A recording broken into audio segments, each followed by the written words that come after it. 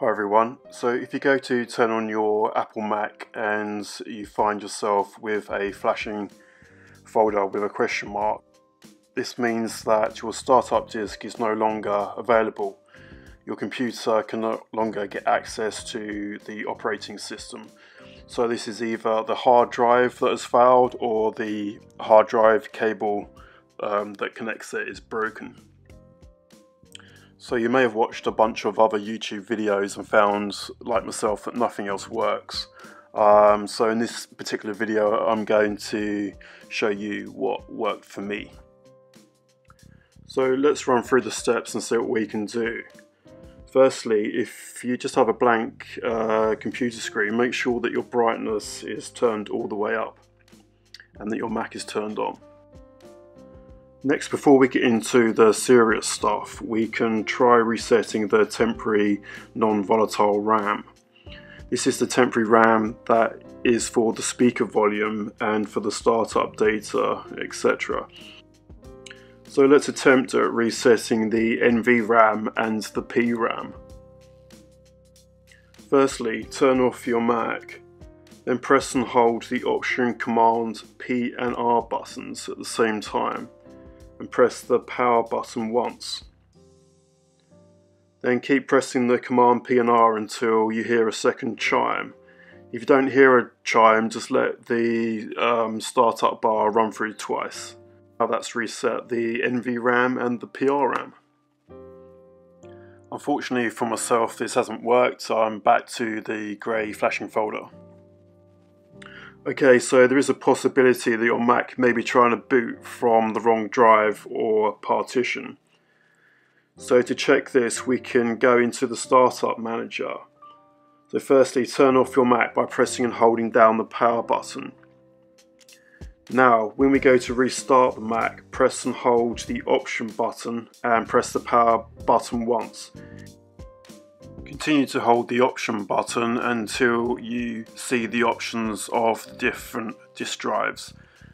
As you can see on my computer, I just have the one option. You can use the arrow keys or use your mouse to select the right drive.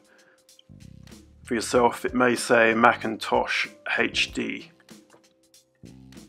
Then simply allow your computer to boot from that drive that you selected, and hopefully it will work. For myself, unfortunately it didn't, so on to the next step.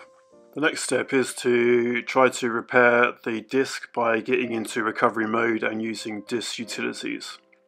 So firstly, turn off the Mac again by pressing and holding down the power button. Then turn the Mac back on while pressing and holding the Command plus the R key and press the power button once.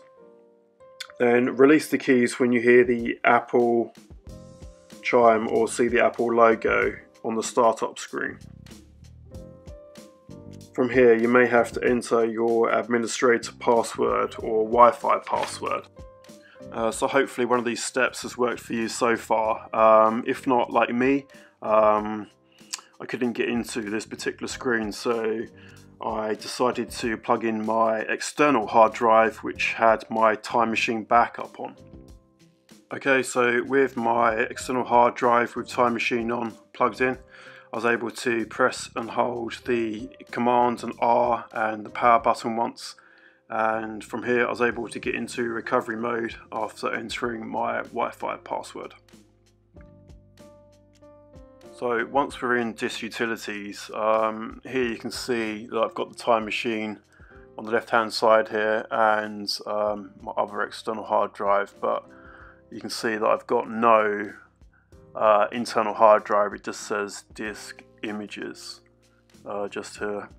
But so you can also check here it's not hidden, so go to the drop down menu here and click on show all devices and see on the left hand side if your internal hard drive will show up.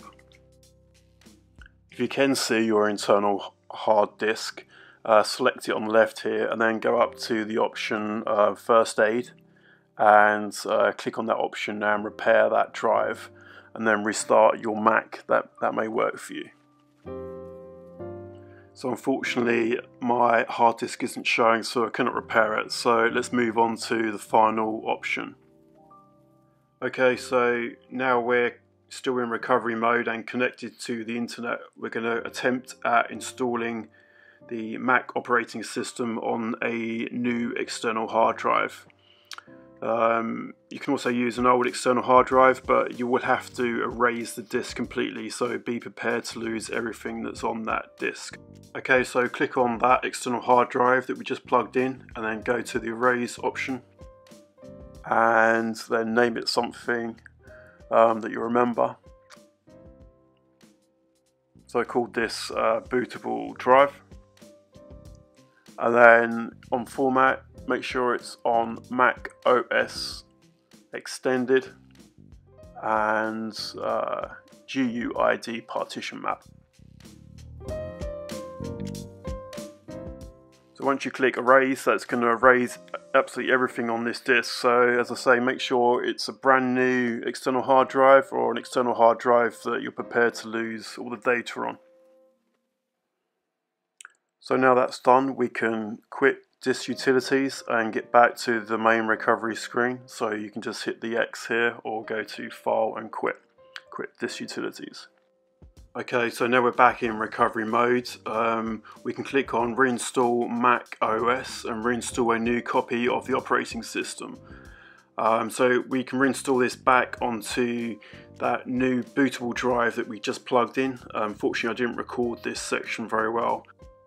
This may take some time to reinstall the Mac operating system, depending on how quick your internet speed is. After it's installed, Apple will give you the option to migrate information from an old Mac or Time Machine. So here I used my Time Machine that is plugged in. So I'm finding that my computer is working just as fast as it was using this high-speed external SanDisk drive. I'll leave a link to that below if you're interested. That'll click through to Amazon.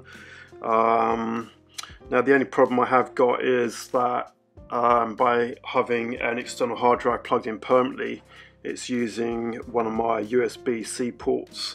I've only got 2 ports on this 2003 13 iMac, so I think in the future I may just take the back off this Mac and try to actually replace the physical drive.